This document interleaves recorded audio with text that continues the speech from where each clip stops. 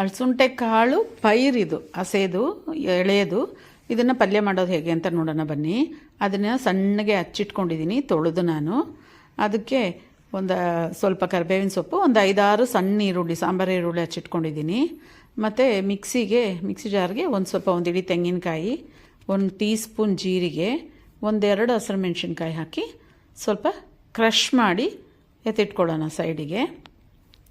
ಇದಾದಮೇಲೆ ಸ್ಟವ್ ಮೇಲೆ ಬಾಣಲಿ ಇಟ್ಟು ಸ್ವಲ್ಪ ಎಣ್ಣೆ ಹಾಕಿ ಸಾಸಿವೆ ಹಾಕೋಣ, ಸ್ವಲ್ಪ ಕರಿಬೇವಿನ ಸೊಪ್ಪು ಹಾಕೋಣ. ನಂತರ ಈ ಹಚ್ಚಿಟ್ಕೊಂಡಿರೋಂಥ ಈರುಳ್ಳಿನೂ ಹಾಕಿ ಸ್ವಲ್ಪ ಫ್ರೈ ಮಾಡೋಣ. ಅದು ಸ್ವಲ್ಪ ಫ್ರೈ ಆದ ನಂತರ ನಾವು ಈ ಹಚ್ಚಿಟ್ಟಿರೋಂಥ ಪೈರನ್ನ ಹಾಕೋಣ. ಹಾಕಿ 1-2 ತಿರುಗಿಸಿ ಸ್ವಲ್ಪ ಉಪ್ಪು ಹಾಕಿ ಮಿಕ್ಸ್ ಮಾಡಿ ಮುಚ್ಚಿಡೋಣ. ಸ್ವಲ್ಪ ಹೊತ್ತು ನೀರೇನು ಹಾಕೋ ಅವಶ್ಯಕತೆ ಇಲ್ಲ, ಇದರಲ್ಲಿರೋ ನೀರಲ್ಲೇ ಬೆಂದೋಗುತ್ತೆ. ಚೆನ್ನಾಗಿ ಬೆಂದ ಮೇಲೆ ಈ ನಾವು ಕ್ರಷ್ ಮಾಡಿ ಇಟ್ಕೊಂಡಿದ್ದಂಥ ತೆಂಗಿನಕಾಯಿ, ಜೀರಿಗೆ, ಹಸಿಮೆಣಸಿನ್ಕಾಯಿ ಇದೆಯಲ್ಲ ಅದನ್ನು ಹಾಕಿ ಚೆನ್ನಾಗಿ ಫ್ರೈ ಮಾಡಿದ್ರೆ ಅಲಸಂದೆ ಕಾಳು ಪೈರು ಪಲ್ಯ ರೆಡಿ. ನೀವು ಟ್ರೈ ಮಾಡಿ ಹೇಗೆ